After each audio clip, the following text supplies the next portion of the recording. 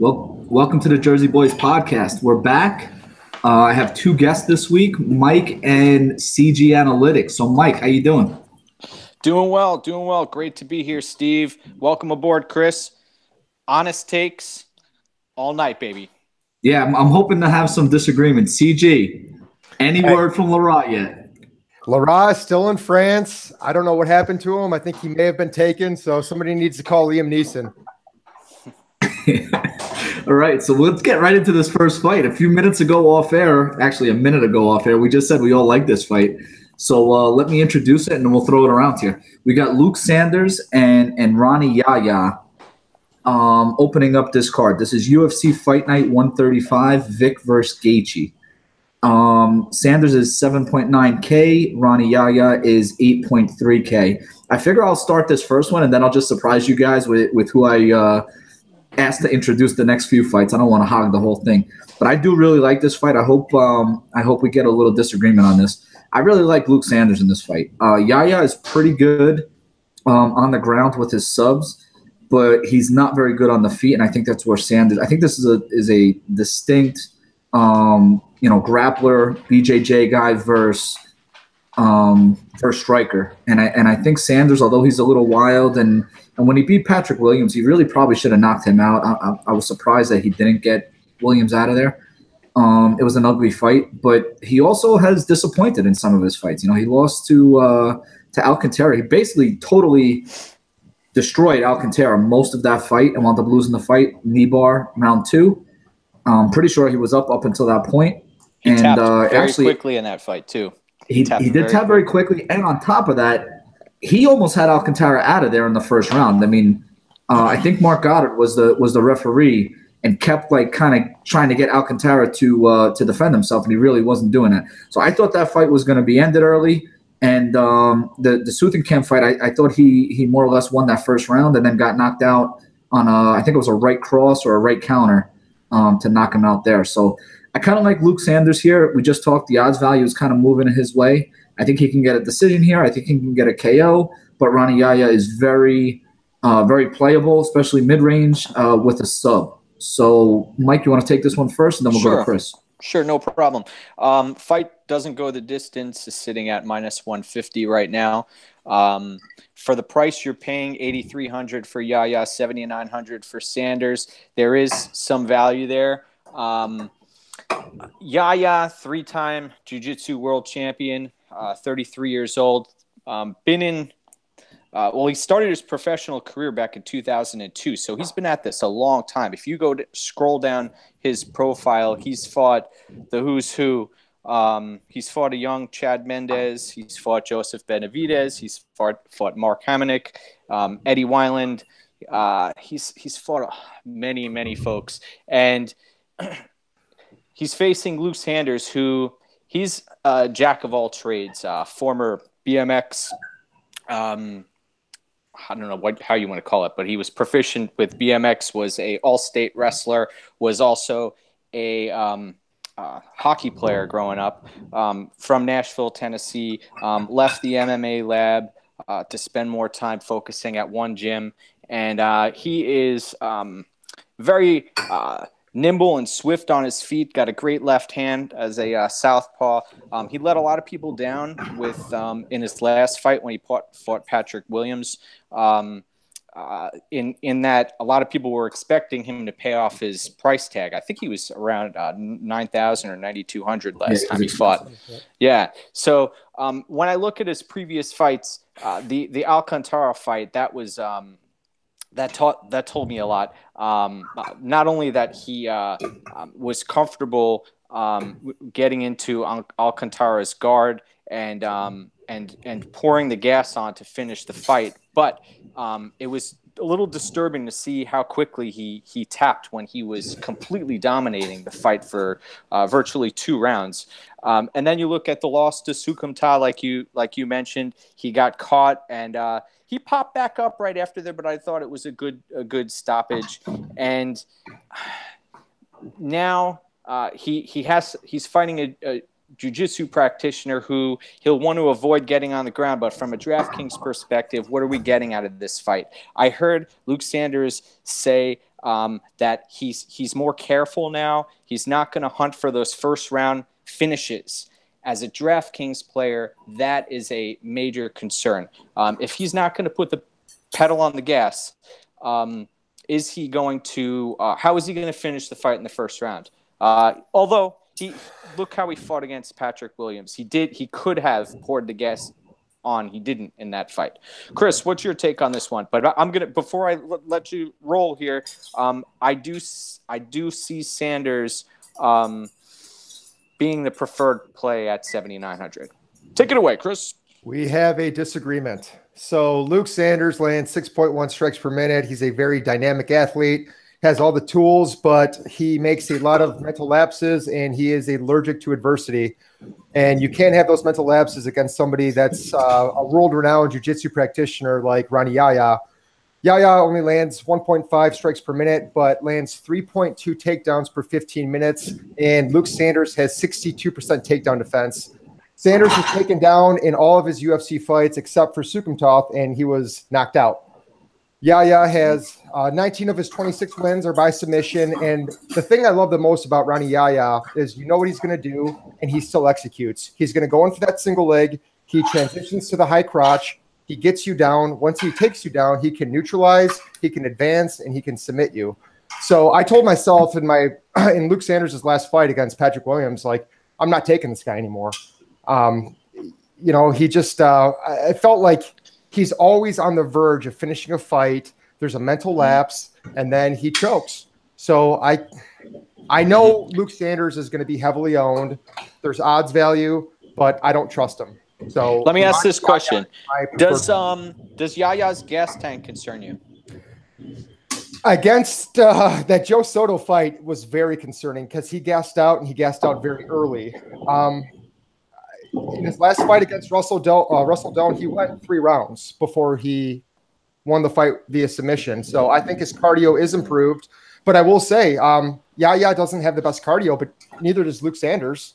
Yeah, and you don't need it if you lock in a sub, right? Exactly. And if he can get the fight to the ground, and if he can maintain top position, he's not exerting a lot of energy. So we haven't seen Sanders on his back much.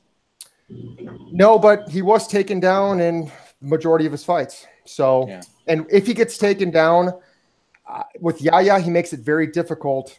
You know, he's going to make it very difficult for Sanders to get back up. So that's what you need in DraftKings. You need takedowns, you need advances, you need those grappling points, and that's what Yahya can give you. And I don't think that he's going to be very heavily owned. Okay. Well, I think for the most part, I think these guys are very playable both ways. I think Yahya is a great GPP play. So again, even if he isn't highly owned, he's definitely a great GPP play with his finishing ability. So let's get into this next fight. CJ, I'll throw it to you. Drew Dober and John Tuck. So who's getting the finish here? Ooh, this is a fight that I'm not very passionate about. You have Dober landing at 4.5 strikes per minute. He's riding a 2-fight winning streak. Then you have Tuck, who lands 3.1 strikes per minute. But Tuck does have a 90% finish rate. He also has a 3-inch reach. And Tuck has 4 losses, but he's never been finished. So I think Tuck is definitely in play in cash. But overall, I don't plan to have much exposure to this fight overall. And if I pick anybody, it's going to be Tuck in cash. I can't touch Drew Dober at 8,900. There's more people I like in that range. So Tuck is my preferred play. I was going to say, even with that finish rate, I mean, I think Dober is going to be the bigger guy, especially coming down from 170. But Mike, what do you think? Yeah, well, I'll say Vegas thinks that this fight is not going to finish because the current odds are minus 175 that the fight goes to a decision. John Tuck, I expect people to be on him not only because of his $7,300 price tag, but he's also coming off of the destruction of Takanori Gomi, who was on his way out anyway. He is proficient on the ground. Drew Dober has been susceptible to being caught in rear naked chokes. Drew Dober, this is a hometown fight for him. I was shocked when you were talking about his weight, Steve. When he fought Joshua Berkman, he weighed in at 155 or 156, and on fight day, a doctor weighed him, and he weighed 183 pounds. Wow. That is ridiculous. So he gained 28 pounds after weigh-ins. Dober's coming down from 170. This has a Dober decision written all over it, but if it's going to finish, I would think Tuck would be the one to pull that off. But tough fight on DraftKings. If you're paying $8,900, that's a lot of money for a decision win. We'll see. Yeah. But I'm picking Dober here.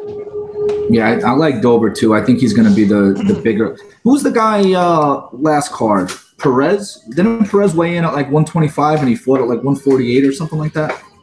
Big weight difference. I believe so. Right? He had Perez is a big right? He had that knockout. Yeah. These big weight differences, they scare me a little bit. So I do like Dober, but I do hear what you're saying with Tuck. The next fight, we have Joanne Calderwood at 8.8K. Kalindra Faria at 7.4K. Mike, I'm not even going to waste your time trying to introduce this fight. I'll just take it and then get your picks. Let's get through this one quick. Calderwood's a Muay Thai fighter. She's fought some pretty good competition. She actually beat Valerie Letourneau in her only fight at 125, who I believe is probably the next one in line in Bellator, right, for that 125 title. So Calderwood has some success at 125. Although with that said, she has lost to a couple other fighters at 115, and I don't think she actually looked very good in those fights. She's a striker. She will have a little bit of a height advantage here, a little bit of a reach advantage. Kalindra Faria does have 2 fights at 125. She's 0-2 at 125. I'm not very impressed with her at all. She does switch stances, strong kicks.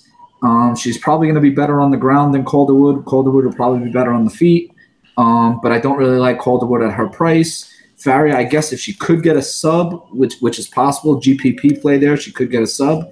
But I don't really love this fight. So, Mike, I'll throw it to you. What's your take? Yeah, I'm going to breeze right through this one. This is one of my fade fights for DraftKings, although I see a lot of people who are on Calderwood on MMA Twitter. Faria, it's crazy. She's had 26 pro fights, and she's 32 years old. I don't know how she's in the UFC at this point, but I think it's Calderwood by decision or bust. This is another one of those fights where the odds to go the distance are ridiculously high. So I personally would avoid this fight. I don't see Faria paying off her $7,400 price tag. She's not that busy. But what's your take on this, Chris? I like Calderwood more than most, I think. When you look at her metrics, 6.3 strikes per minute, almost 2 takedowns per 15 minutes. And I'm not sure if you guys saw Faria's fight against Mara Barella. Yes. Yeah. She was quickly taken down, Faria was, and submitted seamlessly. And apparently Faria is a brown belt in Brazilian Jiu-Jitsu, which seems crazy because her submission defense was awful. So we know Calderwood can score takedowns, and I think there's a solid chance that Calderwood can score her first ever professional submission. I think Calderwood is definitely in play. She fought Cynthia Calvillo in her last fight, and I think you can make a solid case that Calderwood won that fight. And I think this fight is going to be very, low owned for the most part. And one thing I've realized, if you want to take down a tournament, you have to have those contrarian plays. And I think that's what Calderwood's going to be. I think her ownership is going to be less than 20%. And I think she has a good chance to finish this fight. So I like Calderwood. Yeah, I'm not a, I do try to stand my ground and make my own picks. Sometimes Vegas has, a point. Right now, fight goes to a decision is -400, and Calderwood wins by submission is +1750. So if you see that out there, that's something to take another look at.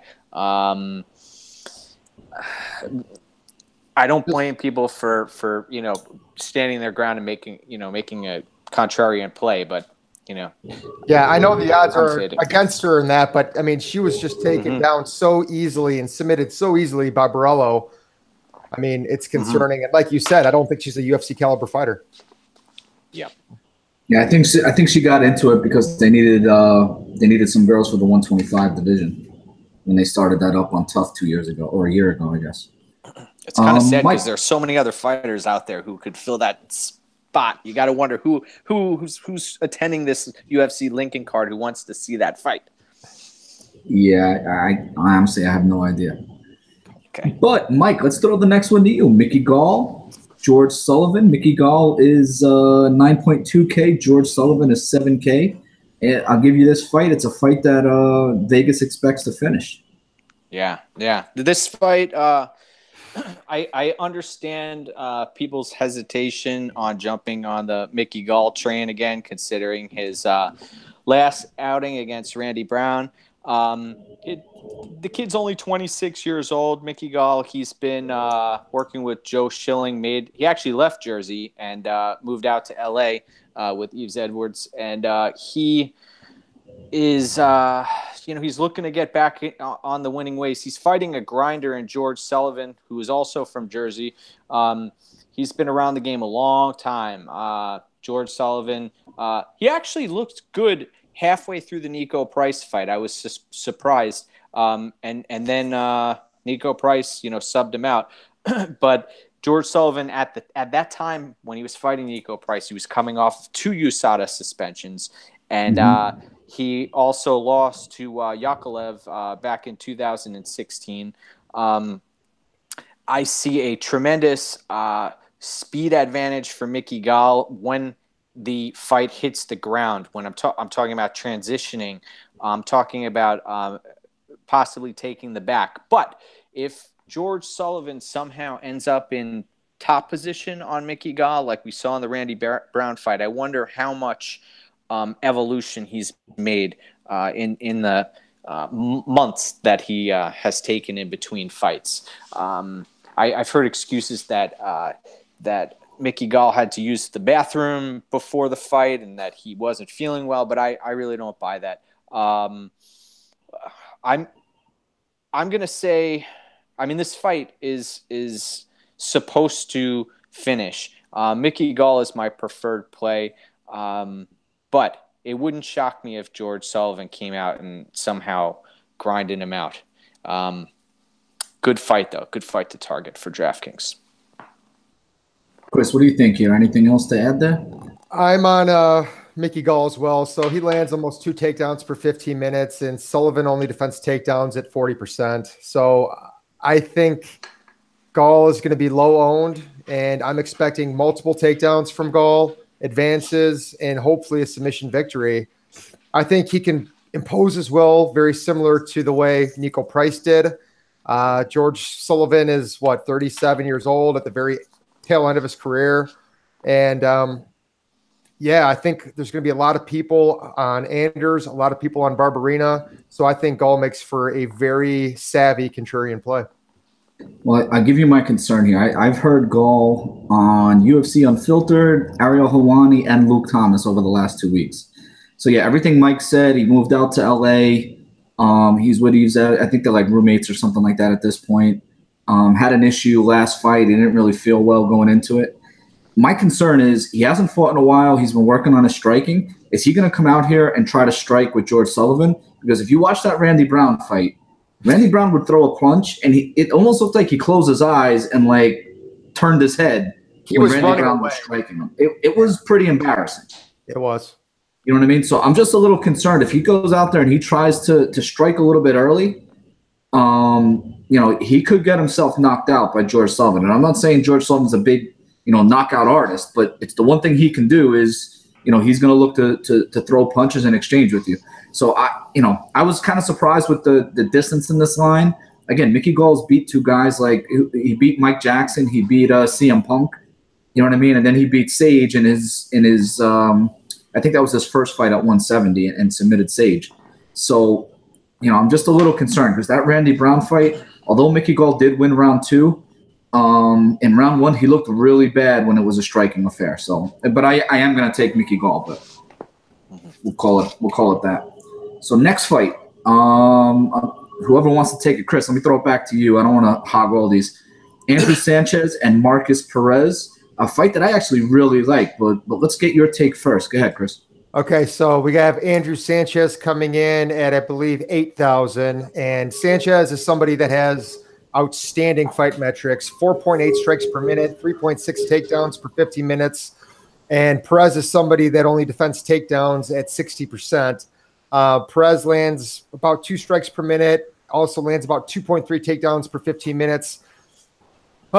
Even with his cardio concerns, I think Andrew Sanchez has a lot of value at his price. I mean, he seems to have this trend where he wins the first couple rounds and then he gasses out in the 3rd round. He did that against Ryan Janis and Anthony Smith as well. But even in his loss against Ryan Janis, he still put up 83 Draftkings points, and then he put up 61 points against Anthony Smith. So I'm hoping that he's working on that cardio. And if he does get the fight to the ground, if he can impose his will, then Sanchez has the chance to put up well over 100 Draftkings points. So, I mean, that's what I'm always looking for with the new Draftkings format. I'm looking for grappling points. I'm looking for takedowns. I'm looking for advances. And this is the ideal matchup. Like I said, 3.6 takedowns per 15 minutes going against somebody that has 60% takedown defense. That's all I need to see. Andrew Sanchez is my preferred play. Mike, what do you think? All right. Well, I agree with Chris to a certain extent. Andrew Sanchez, 2011 graduate from McKendree University, 2-time NAIA national champion wrestler. From Jersey also, another Jersey guy here. Yeah, he empties his tank out or empties his clip the first 2 rounds. No denying that. He looks great. And then he gasses. Marcus Perez survived that fight against Eric Anders. He also, who is it, Vick that he walked right through. Yeah. He's developing. That Perez is not a.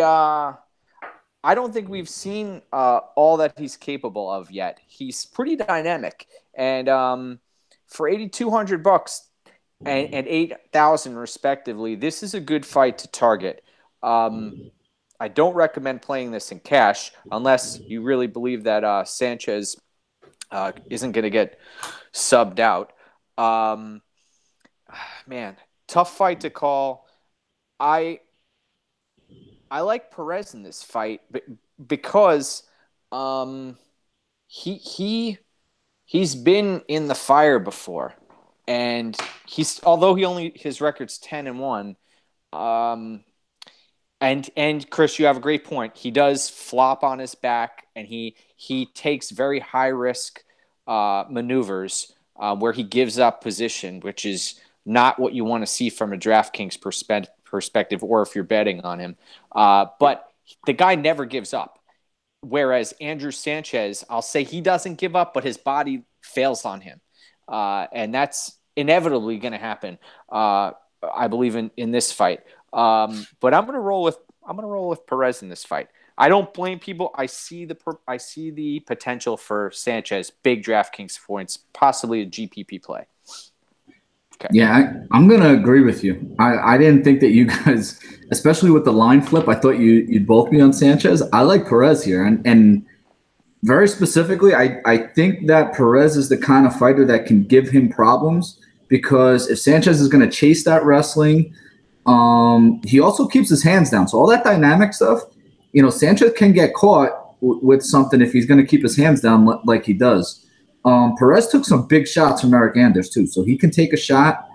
I think it's going to get into the late second round, third round, and I think Perez is going to get himself a sub. I think this is going to finish inside the distance at plus 110. I think that's a great bet, and maybe my best bet of the card. I think I'm going to play that, but that's the way that I look at this fight. I think Perez by late sub. He also works BJJ with Damian Maia. Yeah, Perez he's only 28 years old, believe it or not a finished product by no means. You're going against the Jersey boy. I am. Well, not for nothing. He wants to win, man. If you watch him fight, not for nothing, he should have had a couple. What was the fight I wrote? The fight should have been finished against Ryan James. I mean, he should have. That fight should have been finished. He should have had a round 1 KO. He should have finished Anthony Smith too. But he did go 3 rounds with Khalil Roundtree in the Ultimate Fighter finale. Right. So, I mean, if he can control Perez for 3 rounds, score the takedowns, the advances, he's putting up over 100 DraftKings points, and he's only 8,000. That's excellent value. Oh yeah. I mean, personally, I think this. I have it.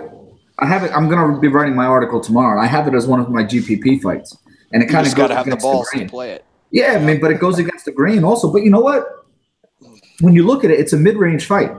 So even if you play the fight and you only get yourself with the winner, 70 points in a decision win, that's not terrible. Right. It is in the mid-range. But again, you have that high upside where you can get that sub, you can get that knockout, and like Chris just said, you do have that high wrestling possibility. So I think it's a great play for a BJJ for a GPP Andrew Sanchez wins the first 2 rounds again and gets KO'd in the 3rd round for a 3rd straight time, he should retire and find a different career. Back in Jersey, he'll be in Ring of Combat. All right, next fight. I'm going to take this one. Yuri Alcantara is 7.2K and Corey Sandhagen is 9K. Let's start with Sandhagen. Sandhagen came in last fight against Austin Arnett. He had fought, I believe it was like 10 days before that. It may have been a week before that fight. It was late notice. I believe he had a KO in that first fight and then came in, and I believe on that short notice fight he had a kick. I think he wound up finishing with a kick to Austin Arnett's midsection that dropped. I forget if it was a kick or if it was a punch. Liver punch. It was a liver punch? Okay. Sandhagen, I mean, he looked good. He's a very good striker, high volume striker. So there's nothing bad for me to say about Sandhagen. I just don't know if he's going to be up to this level of competition. Alcantara, on the other hand, he's wild. I'm a little surprised with the price in this fight. Sandhagen, I think he's a tough play at 9K from a DraftKings perspective. And again, when we're talking DraftKings here, Alcantara, I think, is a great play at 7.2K. I really do like that price. He may not win the fight, but I like the price for cash. I think he's going to be able to hang around, and I think you have that high upside for a submission. He was getting, totally destroyed by Luke Sanders. Probably the only good thing he did that whole fight was I believe it was a knee bar, locking that knee bar, and we talked about Luke Sanders on that opening fight, was able to lock that in early. He's got a big left kick. He throws hard punches. The southpaw style may give Sandhagen a little bit of trouble, but he's wild. So I could be completely wrong in this fight, but I do like Alcantara in cash. Sandhagen to me is more of a GPP play. Mike, I see you kind of rolling your eyes there. What do you think? Not really. I'm looking at my dog is circling in the distance, so I'm keeping an eye on her. One of the things I was going to mention. You were right about Alcantara. He may appear wild, but he comes out like a man on fire. Typically, I was at the fight when he fought Jimmy Rivera in Jersey, and he looked good. He put Rivera in some tough spots in that fight. Can't be counted out. 44 professional fights, right? Been around the block. He looks like he trains in a shed in Brazil. When you look at his training facility, it's pretty amazing that they can produce the quality of product that they do. Sandhagen, only 26 years old, 8-1 record.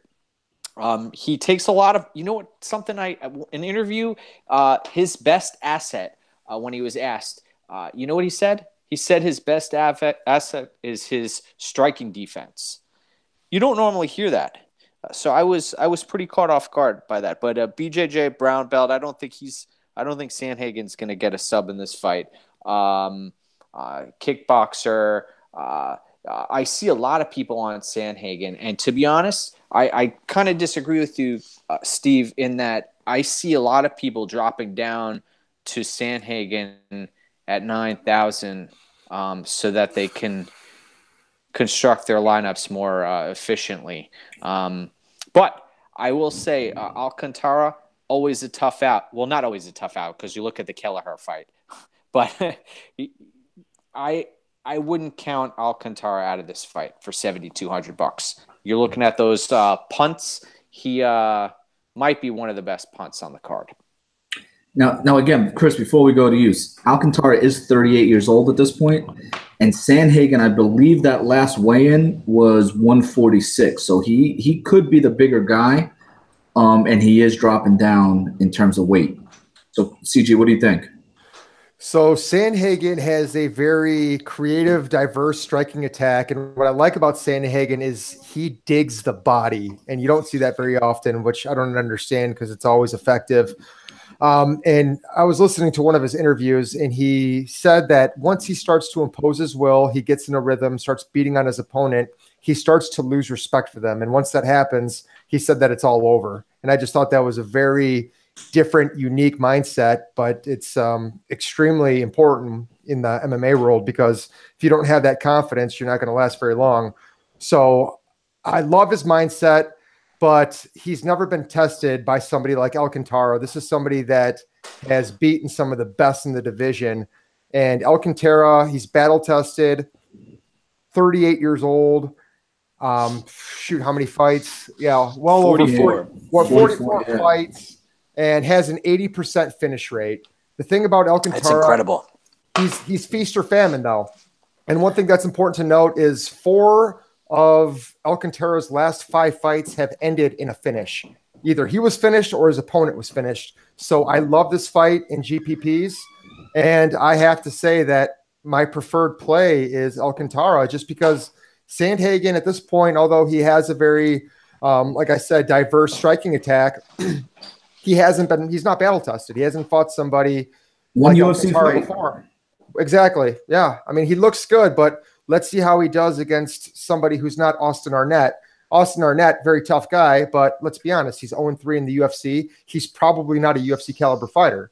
So yeah, and a lot of people were on Joe Soto in his last fight against Alcantara, and man, you talk about a kid coming out, well, a grown man coming out with on fire. He sparked Soto out pretty quickly. Right. Another important note. I think we can all agree that if Sandhagen wins, if he wins with the finish, he's gonna win by TKO, right? So Alcantara, who's 38 years old, has only been TKO'd once in his career. So he's a tough guy, tough to put away. And the adversity he overcame to beat Luke Sanders. Absolutely. I mean, what can you say about that? Right. That was a weird fight. I mean, I thought they should have finished the fight. It really didn't even look like he was defending himself. I don't even. And well, who was I think Moraga was the referee too, right? Who let it go. Yeah. All right, let's get into this next fight. James Krause and Warlley Alves. I forget who I'm throwing it back to. Mike, we'll throw it back to you. Go ahead. Sure. Wow. Well, James Krause, $6,900, 32 years old. He's had a few stints in the UFC. He's coming off of a win over Alex White, who, man, is going to be fighting Jim Miller coming up soon, and has shown a propensity to have poor takedown defense. But James Krause, he's fought the who's who. And not a lot of people, unless you're a hardcore mixed martial arts fan, not a lot of people have heard of James Krause. He's fought Ricardo Lamas and Donald Cerrone back in the WEC days. He's going to be moving up to 170 pounds, so that needs to be put on the radar there that he's moving up. In that Alex White fight, he took a lot of damage, and he's fighting against Warlley Alves, who has not looked great in his last few fights. He's supposed to be a world beater, usually comes in to DraftKings with a high price tag. Brazilian kickboxer with a sick guillotine. Man, I'm interested to see what Krause looks like at 170. I know a few people are on him. I'm not. I think Alves is going to be the much stronger fighter. Alves, as we've seen before, gasses quickly. The Barberena fight was one of them. Usman, he could gas anybody out. So that fight I don't hold against him. But if Alves gets this done, he's going to get done pretty quickly. That's my take. I believe, I may be wrong here, but I think James Krause, when Tough 25, wasn't that at 170? I will have to double check that, but he Tough 25 was at 170 when he fought Jesse Taylor. He fought Alex White. Yeah, it was 155. Yeah, yeah. So I mean, Krause is, he lost to Jesse Taylor at 170 pounds. I'm pretty sure that was the final, right? Or was that the semifinal? Yeah, it was. No, that was the final. Yeah, CG, what do you think? Oh, tough fight to call. You look at the fight metrics, and Krause lands 4.4 strikes per minute, 1.3 takedowns per 15 minutes. He's on a 4-fight win streak, but his last 3 wins were by decision. Alves is a very explosive athlete. He is, but he just doesn't last. He doesn't have that longevity that you need as a fighter, and he doesn't seem to make cardio. He doesn't seem to try to improve it whatsoever. In his last fight against Alves, after the first round, he was gassed. Yeah, he was. I noticed that. And he's very lucky that the doctor ended up stopping that fight, because if that fight made it into the 3rd round, he could have fallen apart just like he did against Brian Barberena. So it's one of those things. There's a lot of fighters on this card that have poor cardio, and I hate targeting fighters with bad cardio. But, this is just one of those fights that I don't know how you can trust Warlley Alves when he technically hasn't finished anybody since 2015, Colby Covington with that guillotine choke. Right. It's amazing how he still has that reputation, and the fight goes the distance prop is plus 110. So you're not getting great odds that this fight's going to finish. So let's talk about some narratives, though. Like, James Krause owns a gym in Missouri, very active as a coach. What's his motivation as a fighter? And I think you have to take things like that into consideration. If he doesn't win this fight, he has an out. He has another way to make income and support his family. More students. Exactly. Warlley Alves needs this, but at the same time, Warlley Alves doesn't make much of a commitment to professional improvement. So I think the line disparity is way too much. I cannot trust Warlley Alves, and I have to make Krause my preferred play just by default almost. I'm not a big Krause supporter, but when I look at Krause's last fight against Alex White, as you mentioned, he overcame some adversity. Alex White actually has very good boxing, and Krause was able to mitigate that with his wrestling, his takedown, his jiu-jitsu. And that's one thing I have to focus on in this fight. And I watched a couple Alves fights. Alves does not have better boxing than Alex White. He just doesn't. If Alves is going to beat you, what he does is he kind of pushes you against the cage, works that dirty boxing, and kind of hopes for a guillotine choke. He doesn't have a very good finish rate. So I don't know why he's such a large favorite in this fight. It's one of those fights. I'm going with Krause, and if Krause ends up losing, I just have to take that on the chin. But from all the analysis that I've done on this fight, I have no reason to believe that Alves is a good play. Yeah, I think the only thing I have to add here, and it's one of the things that I think it's the reason that there's such a disparity in the price, is I think Alves is going to be much bigger. He fights at 170, and he even against Aliev, he looked a lot bigger. Broad shoulders, strong. And Krause kind of, to me, looks small at 155 in that Alex White fight. So there could be a disparity in terms of size. So if Alves is going to use that, that dirty boxing, push him up against the cage, that's the only thing that I can add to what you guys just said. But I totally agree. Plus, Krause is a BJJ black belt. So if Alves does fade into that 3rd round, maybe try to get him down and get a sub. So I'll take this next fight. Hopefully we can get through this quick. Eric Anders and Tim Williams at 185. I just think Anders is going to get out there. I was really, really disappointed in the fight against Machida. I really thought that he would go after him a little bit more. I don't think Tim Williams, again, another South Jersey guy. I hate to pick against these Jersey guys. Michael called me out on it again, but I just think he's going to get Anders Williams is not going to be able to get away from Anders that entire time like Machida did. I was surprised Machida got away from him, to be honest with you. But I think Anders is going to get the knockout here. So at 9.7K. It's a high price tag. Yeah, it's a very high price tag. I don't know if that's going to be on the GPP winner. Maybe cash if you really want to pay up that much. But Mike, go ahead. Why don't you take that one? Yeah. Well, I'm looking at that 9,700 and I'm thinking, how in the hell is Anders going to be able to pay this off? He's going to have to knock him down. He's going to have to knock Williams down a few times, and then get that first round finish, which I think he's definitely capable of. I expect a massive power disparity. Anders has Williams beaten so many different areas: cardio, strength, punching power. Just an overall better athlete.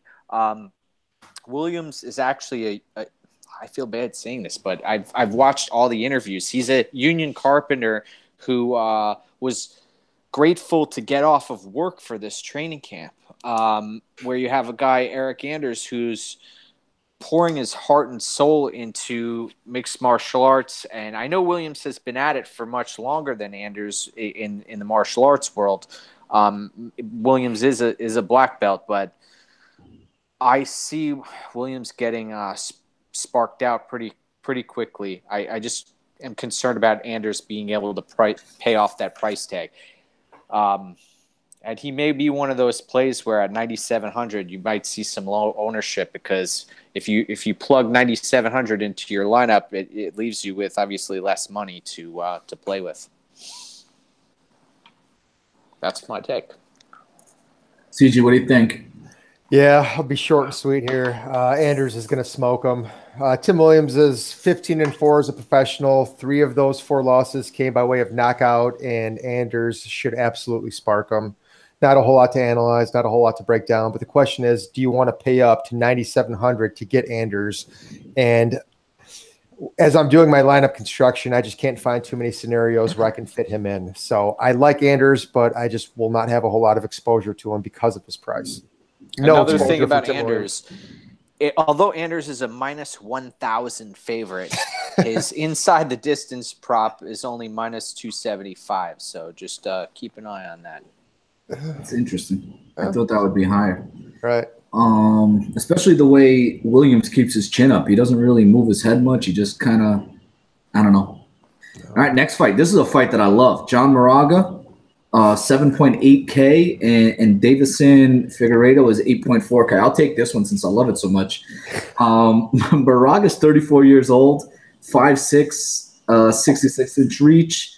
He was a wrestler at Arizona State, although you wouldn't really notice it because he doesn't really go after it that much.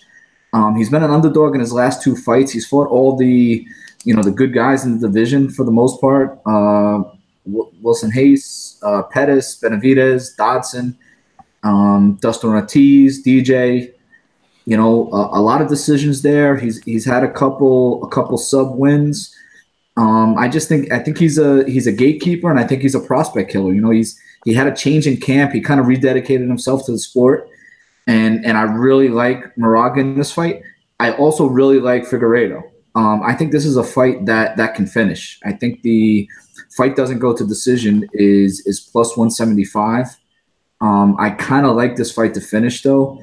Figueiredo throws bombs and then has very, very advanced BJJ aggression. Not much striking from him. It's just kind of bombs to get into those clinches and takedowns. Even against Jared Brooks, I thought Jared Brooks had a big striking advantage against him, so Moraga can have the advantage there. But on the ground, again, Moraga should be better. He's a wrestler, but I don't really see him using his wrestling. He was pretty active off his back. I forget which fight it was. I think it was the Wilson Hayes fight. He was pretty active off his fight with off his back with elbows and stuff like that. But I really do like this fight, and I think this could be a GPP fight. Yeah. CJ, let me throw it to you first. We keep throwing it to Mike first. Go ahead. Oh, man. Moraga has revitalized his career. He's currently riding a 3-fight win streak, but he's very low output, 2.6 strikes per minute. Doesn't offer much takedown upside whatsoever, even though he has that collegiate wrestling background. And his takedown defense is piss poor at 44%. So, I typically target the grapplers, and Figueiredo averages over 2 takedowns per 15 minutes. So just looking at the metrics, I like Figueiredo, but God, John Moraga is just so battle-tested, so tough. He's that crafty vet that you just can't ever cancel out. So this is a very, very tough fight for me to call. I think this fight will go to decision. I do. And one thing about Moraga, when his fights do go to decision, like his last win against Wilson Heiss, he only scored 66 points. If Figueiredo wins the fight and it goes to decision, he's going to net multiple takedowns, advances, and he's going to score you more grappling points. So because of that grappling upside, Figueiredo is my preferred play, but this is a very, very tough fight to call. One thing before we throw it to Mike, he's 14-0. Again, he's from Brazil. Only 2 of his fights have gone to decision. Lots of KOs and lots of subs. Yeah, Figueiredo has an 86% finish rate. Yeah, so a lot of those fights. Go ahead, Mike. I'm sorry to cut you. And a lot of regional fights too for Figueiredo. For 8,400 and 7,800 respectively, I think you're definitely getting a lot of bang for your buck. So this is another one of those GPP plays for obvious reasons. Man, I don't even know where to start. This fight has so many different angles to it. But Moraga, former ASU wrestler, like you mentioned, Steve. Figueiredo, who incredibly is known for his wrestling inside of the UFC octagon, but when folks are announcing him, they're saying that he is a Muay Thai guy and a boxing guy. He has had some impressive wins over. He big brothered Morales in his last fight. I mean, that was pretty obvious. Although most of the Brazilians on that Belém card just walked right through their opponents. That was incredible. Now I kind of wish I was there. That the atmosphere in that building must have been incredible. But then the win over Jared Brooks, I was impressed with that. I think that does say a lot. I mean, he talked about, has he faced a legitimate wrestler? Yes, he has. He beat Jared Brooks. John Moraga does spend a lot of time on his back, but the thing that bothers me when I was originally going to be heavily favoring Figueiredo is Moraga does possess fight-ending power. Bibulatov felt that, and other fighters have as well. Yeah. And like Chris said earlier, he's someone who is not going to give up. He is a savvy veteran, and the odds of going the distance here are minus 195. So although I do expect a lot of Draftkings points to be scored, I don't necessarily believe that there will be a finish in this fight. I'm leaning Figueiredo, but again, I also need to consider that price tag, and it's what is it, Tuesday now? This is one of the reasons I love doing this podcast is because we get our content out so early that I haven't listened or heard anybody else's takes on it. So this is just my pure honest opinion. And Figueiredo is my preferred play at this point at 8,400. And the one thing I'd add before we move on, Chris mentioned earlier, Moraga, I think it was like 2.4 strikes per minute or something like that. Correct. Yep. I don't think Figueiredo is going to allow him to only strike at 2.4 strikes per minute because he's going to be right in his face. He's going to force him to strike. He's going to force him to clinch. So I think Figueiredo's fighting style is going to really make Moraga a good play if he can get a win here. Just my take, but I also think it's going to finish, and you guys disagree. So one other thing, this is Figueiredo's first fight in the United States. So just throwing it out there, we've seen some fighters falter under the big lights outside of their home country. So we'll like Jake Matthews, etc. So just be aware he might falter under those big lights. Now, Mike, I'm throwing it right back to you because I just have a feeling that Jake Ellenberger is somebody that you have a take on. So what do you think? Oh, man. All right. This is You know me and hot takes. I'll be honest. This fight, all right, you've got Barberena. I've seen him fight live against Sage Northcutt, where he overcame adversity himself. He absorbs punishment, and then he comes back from the dead, almost like a zombie. Great grappler out of the MMA lab, but not a great athlete. Whereas you have the juggernaut, our boy Jake Ellenberger, who everyone likes to shit on, and I understand that. You know, he's let so many people down. I've lost a lot of money on Jake Ellenberger over the years, but at one point he was a fabulous fighter. I wonder if you know what's amazing too. When you look at Barberena's fights, did you know who his first fight in the UFC was against? It was against Joe Ellenberger. Yes, that's right. Twin brother. I did see that, yeah. Who he defeated. He finished him. So I wonder, this is supposed to be Jake's swan song. It's amazing how he's able to build himself up for every fight and then just gets destroyed. I look at the loss to Ben Saunders. I look at the loss to Mike Perry. I look at the loss to Jorge Masvidal. I was at the fight when he fought Tariq Saffiedine, and man, he did beat Matt Brown, but for 6,700, I see the angle. You know, Barberena just one punches Ellenberger and somehow he crumples. But Barberena doesn't typically possess that one punch fight ending power.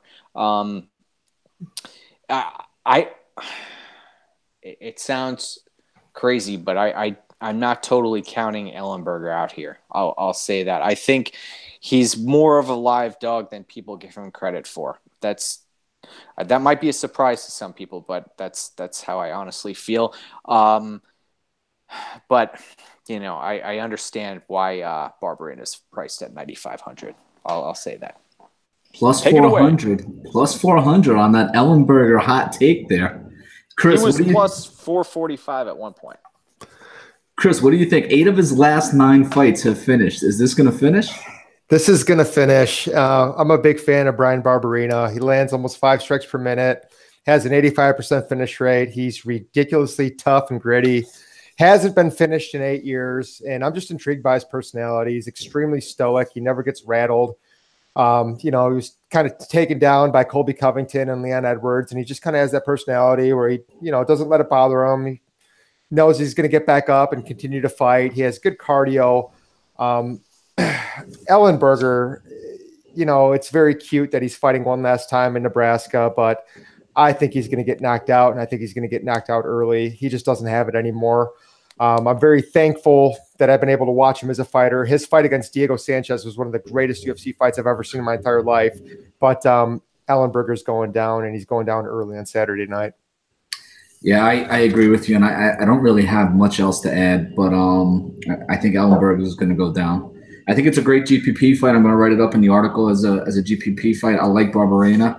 And again, Barberena's losses have come to pretty good guys, right? Covington, Usman, some pretty good top-notch guys. May I say one other thing? Leon Edwards, the loss to Leon Edwards occurred in September of 2017. We haven't seen Barberena since then, and this fight was originally scheduled for, I believe, in June, and Barberena had to push it back due to lingering injuries from that fight.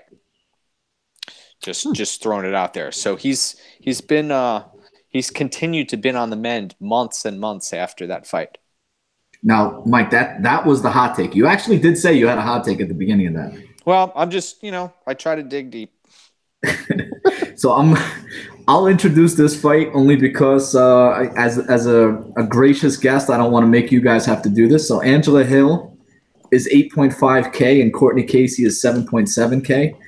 I don't love this fight. I don't think I'm going to play it in GPPs. I think it's going to go to decision. I think it's going to be a close fight. I can see a split decision here. Angela Hill has been very active on Twitter looking for a fight. So she finally got this fight with Courtney Casey. I do like what Courtney Casey brings to the table as a D1 soccer player.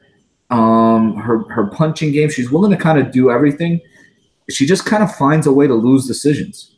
So I just see Angela Hill maybe being a little bit more active. She was an Invicta champ. She has lost to some pretty good fighters. She has fought people like Rose and Torres, Esparza, Andrade. Trains out of Alliance. I just kind of see Angela Hill being real hungry right here, and Courtney Casey trying to figure out who she is as a fighter. And again, you're talking about someone who's 7-6 overall. Angela Hill's 8-4, and her losses have been to pretty good fighters in the division. 2-2 in the division. And Courtney Casey lost 2 straight, and again, she just kind of finds a way to lose fights. But Mike, what do you think? Yeah, I think it's pretty safe to say we know who we're getting here. Courtney Casey's 31 years of age, Angela Hill 30 years of age. They haven't really changed their styles since coming to the UFC. Courtney Casey priced at 7,700, right? And you've got Angela Hill at 8,500. The odds seems to be closing a bit on Hill. Casey's coming off of the Waterson fight, right? Yes. Correct. Yeah. So, man, just her fight IQ. I was a little concerned about that. I don't see Hill being able to land takedowns here. I see this being a stand-up affair. I know Casey tends to throw that jab out there. She's a former. Did you mention that she's a former University of Texas soccer player? Yeah, she's a former D1 soccer player. Yeah. Okay. Great. Yeah. So she began MMA training in 2009.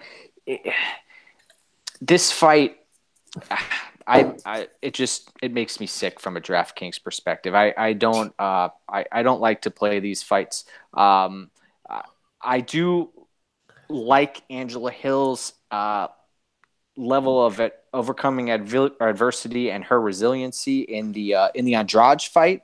I was like, wow, man, she didn't take a. I think Tisha Torres took a worse beating than Angela Hill did. I think Angela Hill put up a better fight against Andrade than Torres did. This fight, though, what I find concerning is Angela Hill is the type of fighter who fights down to the level of her opponent. I thought she could have won the Ansarov fight. And the Moraga fight I throw out the window. I don't really count that fight, although I did have money on Hill in that fight. But this fight, it has split decision written all over it, and I'm not going to pick anyone in this fight. To be honest, I'm going to fade this fight. Refuses to make. This is the first time I think I've done that, but I'm not picking a winner in this fight, and I stand by it. Go ahead, Chris. So I would say break the tie, but there's no tie.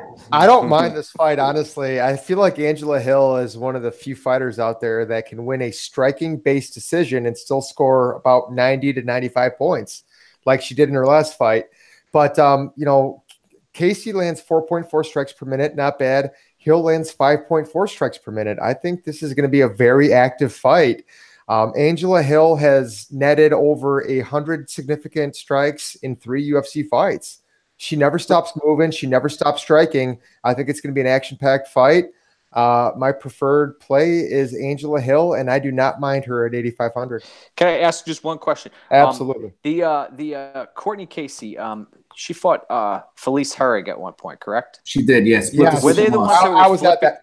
I was at that. They were flipping each other off in the cage, right? And they weren't closing distance. Yes. Are you worried about that happening in this fight? No, I think it's going to be action packed. I think they're Okay.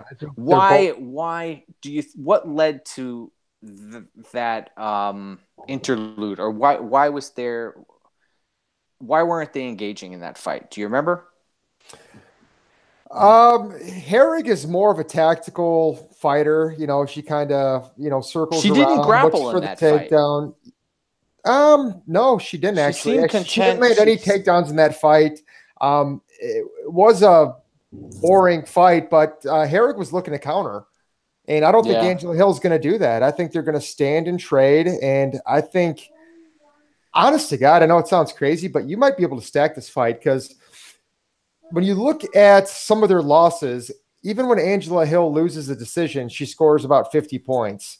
In that fight against Felice Herrick, Courtney Casey lost a split decision, still put up 51 points. Okay. I think they're going to stand and trade the entire time. And I think Angela Hill's a sleeper. Yeah, I could see that. I mean, Moroz brings the worst out of her opponents. I mean, she was in that Danielle Taylor fight. That killed me inside. So. But the thing about this fight, nobody's going to be looking to counter. They're both looking to engage. And I think they're going to be striking the entire time. I think Angela Hill could easily put up over 100 significant strikes. I hope it happens. We talked earlier about some of the prices, and there is a significant, high-priced group of fighters that are going to be tough to fit into any lineups. Angela Hill's actually in my cash lineup right now, and I was trying to get her out, but CG, you may have decided to let me keep that in there. Angela Hill is the safest cash play of all time. Honestly, there we go. You see, I picked that. I have to check. I'm checking the fight doesn't go the distance here, and it is, I believe, the highest on the card. As it should be. Yeah, minus 435. Wow. So you're saying she could get 100, 130 That's the thing, though. strikes, right? Even if Angela Hill wins a striking-based decision, she can still put up over 90 points. She's done at it before. 8,500. You are correct, Chris. Yeah. She's done it before. All right. I'm writing her up in my article tomorrow. Thanks, man. I didn't even have that info. So, Mike, I'll give you the next one since it's Michael Johnson and Andre Fili. CG, I'll let you introduce the main event here. But, Mike, why don't you introduce this co-main? Well, it's gonna be nice to see Michael Johnson get a little loose and let his hands go. There's probably a huge sense of relief that he's not facing a grappler at this stage in his career. He's had a rough go the past few fights. He's lost 5 out of his 6 last fights, and this is the type of fight. If you're live betting, I would look out for what happens in this first round, because if Michael Johnson, you saw how he came out against Gaethje, and he likes to throw hands. He actually looked pretty good in that first round against Nate Diaz also. Andre Fili is a developing fighter. I got to hand it to him. He looked pretty good in that Bermudez fight, landing takedowns, and he was getting his legs chopped off. But I wonder if this fight heads into the latter rounds, Michael Johnson should fade and Andre Fili should take over. 7,500, I've seen the odds close on this fight. I expect a lot of ownership for Fili. But Michael Johnson's another guy. He might be high output. He knows he's down a weight class. He's lost 5 out of his last 6. This may be a desperate man. We'll see, but I think Fili's a great play at 7,500. We'll see. CG, before I throw it to you, I just want to let you guys know that Lara hit us up on Twitter and is accusing me of stealing all his former co-hosts. So, but you know what? At least know that he's okay. He's okay and he's listening. So we'll give Lara another shout out. So CG, what do you think? Oh man, so I can picture this fight going very similar to the Fili Kelvin Cater fight, because Michael Johnson is very solid takedown defense at 79%. And, he's good at stuffing takedowns. Obviously, he was taken down twice by Khabib and beaten to death. He's on a 3-fight losing streak, but if it's a boxing match, which I think it will be, Michael Johnson's boxing is way more technical and crisp than Andre Fili. So I expect it to be more of a striking contest. I don't think Michael Johnson's going to be able to score a finish. So I don't know if I want to pay up to, 8,700 for him. But I think Michael Johnson will get the win. I think he will get back in the win column because I'll tell you what, if he loses 4 in a row, he might be getting cut. But Michael Johnson is my preferred play. That Team Alpha Male product, they've been doing a great thing at Team Alpha Male with Andre Fili. I've seen him just kind of develop and hone his style. But I just want to throw that in there. That's a good narrative, but don't you? I kind of feel like Team Alpha Male's falling apart, though. They just let Justin Buchholz go, who was their main striking coach, and that game plan for Cody Garbrandt against Dillashaw was absolutely horrendous. So yeah, it's another narrative to throw in I don't know. He just didn't stick to his game plan. He got caught up in the moment. I think he's too emotional. Yeah, I think he just. Yeah, that's my take. But what about you, Steve? What do you got going on this fight? I'll be honest with you. I kind of like Andre Fili. I like the price, and I kind of agree that I think it's going to go to decision. I have it written down as a decision fight. So I think that Fili can maybe get a takedown. I know you mentioned Michael Johnson has good takedown defense, but I think that Fili can – he kind of chases the takedown. He'll go after 1 or 2 takedowns around. So if he only gets 2 for the fight, maybe he can do some damage there. Against Calvin Kattar, I was on Fili in that Kattar fight, and then I was also on Kattar when he fought Moicano. I was at that fight in New York City, so I had both of those wrong. But you're right, Kattar did outstrike him, so it was kind of surprising. Fili looks long, but then you look at the reach for these two guys, and they're more or less in the same range. But he just looks long, in terms of arms and legs with Fili. It looks like he can cover more ground. I think he's going to play from the outside, Fili. I think Michael Johnson's going to play from take the center of the octagon and go from there. But I do like Fili. I think he can get a win here. I think he can maybe outstrike him for 2 rounds and get a split decision win. So I'm going to take Fili in this fight. But it's close. It's very close. So CG. Main event: Justin Gaethje and James Vick. What do you think here? We got a good price here. Vick at 8.6K and Gaethje at 7.6K. So I think you kind of have to play this in all your GPP lines.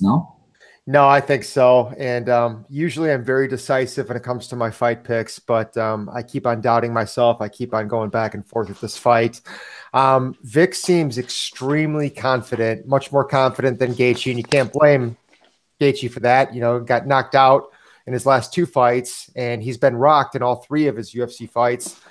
But one thing we have to take into consideration is that Vick has never beat anybody in the top 10. When Vick was matched up against somebody in the top 10, Beneil Dariush, he was absolutely starched. Gaethje almost beat Alvarez and Poirier, 2 people that were in the top 5 within that division. Gaethje's more battle-tested. And another thing about Vick, there's this misconception that he's this knockout artist, and he's not. He only has 3 professional wins by TKO. So, God, I keep on going back and forth. Vick just seems so confident. I've been listening to a lot of his interviews. And, God, Justin Gaethje absorbs 11 strikes per minute. I feel like Gaethje's one of those fighters that he cares too much about, fan perception, just wants to put on a show instead of protecting his brain and sticking to a smart game plan. But I've been watching a lot of Vick's fights, and I feel like he is very stuck in the mud, so to speak. He doesn't have the best movement. I feel like Gaethje can land those leg kicks all day. And Gaethje almost crippled both Alvarez and Poirier with those leg kicks. So if he can establish those leg kicks and establish them early, I think Gaethje has a solid chance to win this fight. So, God, I hate saying this. I'm going to hedge it. It's probably going to be about a 50-50 hedge for me. But just because of his piss-poor striking defense, I have to give the slight edge to Vick. Go ahead, Mike. What do you think? Yeah. No, I understand the sharp money coming in on Vick. But I will say that, like Chris said earlier, Justin Gaethje has had some of the best fighters in the world on the brink of succumbing to his leg kicks, and he's never been the type of guy when I talk about Gaethje to fall back on his Division I All-American wrestling, and he's a tremendous athlete. One of the things I there are a couple of things I like about both fighters here. Number one, Vick. He fights with a style that best suits his frame. He's about 6'3", fights at 155. That's incredible. But I understand how Gaethje must be licking his chops, knowing that this guy is on the other side of the cage, because he's gonna come at him and he's gonna cut angles and do whatever he can to close the distance. He might get teed off on. Yes, he is the Homer Simpson of MMA. I understand that. We've heard that 1,000 times. But I don't believe people should be betting the house on Vick. Another thing that really stood out to me, I haven't heard this from other fighters, but when I was doing this, not only tape study on this fight, but previous Gaethje fights, is that he likes to fight at a tremendously high heart rate. And he likes to break people and stay... he just likes to be close, and he takes punches. He's one of the only people I've ever seen who is comfortable getting teed off on, and he'll just sit there and take it. And yeah, I do believe he probably only has 3 or 4 fights left in his mixed martial arts career. But although a lot of people I could see are getting hung up on the Duffy win from James Vick, and also the Abel Trujillo submission, I wouldn't sleep on Gaethje. I think that that Vick does fight smart. He's a decent boxer. He uses his jab very well. He's got submissions. Uses his length well. He comes in heavy for fights, but I don't suspect that's going to pay off for him against Gaethje here. My preferred play is Gaethje here. I actually I'm picking him to win. I've faded Vick in the past, and it's cost me money in the past. But I think Gaethje. I think this is just there's a discrepancy in pure athleticism here. I really think that Gaethje is, although he absorbs a lot of strikes, there's a huge difference in the caliber of athlete that we're dealing with, and Gaethje is willing to dig 10 times deeper than Vick is, and we're going to see that in this fight. If I don't, this is the other thing to consider if you're playing this fight. There is a possibility that Gaethje gets finished. We've seen it in the past 2 fights, but if Vick really thinks he's gonna just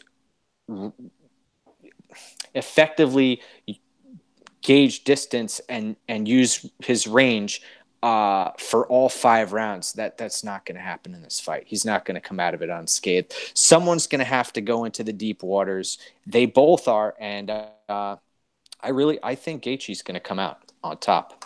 That's my take. CG, stack in cash or no? I think you have to, because even when Gaethje loses, he still puts up over 55 fantasy points. But I appreciate Mike's breakdown right there. And, you know, I've just been listening to all these James Vick interviews, and he's just so confident. But I just have to keep in mind that talk is cheap. And I don't know if Vick is going to be able to withstand those leg kicks. Gaethje's leg kicks are just absolutely fucking brutal. So, God, I keep on going back and forth. I think this is going to be one of those fights where before I make my final determination, I have to watch the weigh-ins. Yeah, and one last thing. The Michael Johnson fight, the Alvarez fight, the Poirier fight, it's looked like Gaethje's been one punch away from being finished in every round. Right. And this could be the case where he just gets, you know, it's over. You know, we see that he doesn't have anything left. But it's funny how people are banking that that's going to happen in this fight. And he's had months to recover. I know, you know, the time span between fights is relatively short. But we'll see. That's why they make fights, right? Mike, stacking cash? You know, I've stacked in cash, I think, 3 or 4 times in the DFS MMA Championship League through 24 events. So, you know, who I might stack in cash. We'll see. But for folks out there, heck yeah, I think it's a great idea to stack in cash. I mean, why take the risk? I mean, look at the odds, right? Vick is -150, Gaethje's +130. This fight is not expected to go the distance. It opened at -230. It's now at -425. So people do not expect this fight to finish. But I think it's going to be a hard-fought fight. I do respect James Vick and his fighting ability.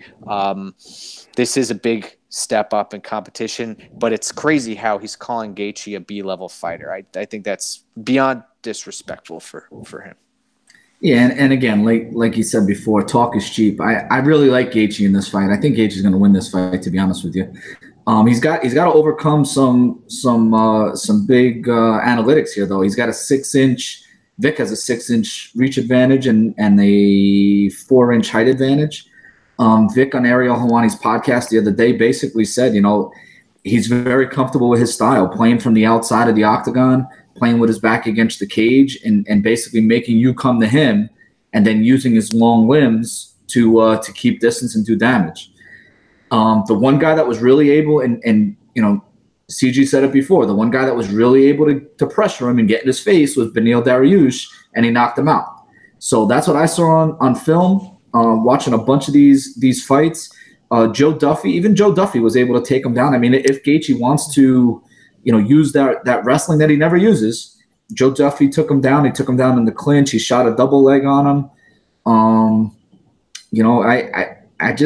I feel like Gaethje's going to get this one. The other thing with Gaethje is just about every fight, I'm pretty sure 3 in a row, he's been the main event. So he's been training for a 5-round fight. In addition, all those fights, what was it, Pro Fight League, before it was Pro Fight League, those were all 5-round fights. So he's been training for 5-round fights for years now. So I think Gaethje is, I think he's due. I think he's ready for this. The 4 months since the Poirier fight does worry me.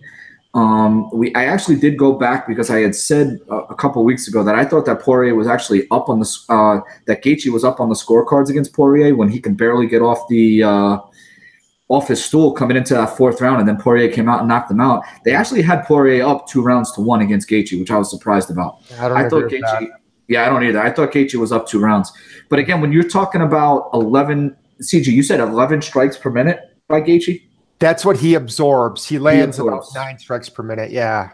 So I mean, as long as this gets into the 3rd round, I mean, a stack in cash seems like, you have to. Right. Yeah. Unless and the fighters that are in that 67, 65, 6,900 price range, it's tough to ask them to put up more than 30, 40 points. Right.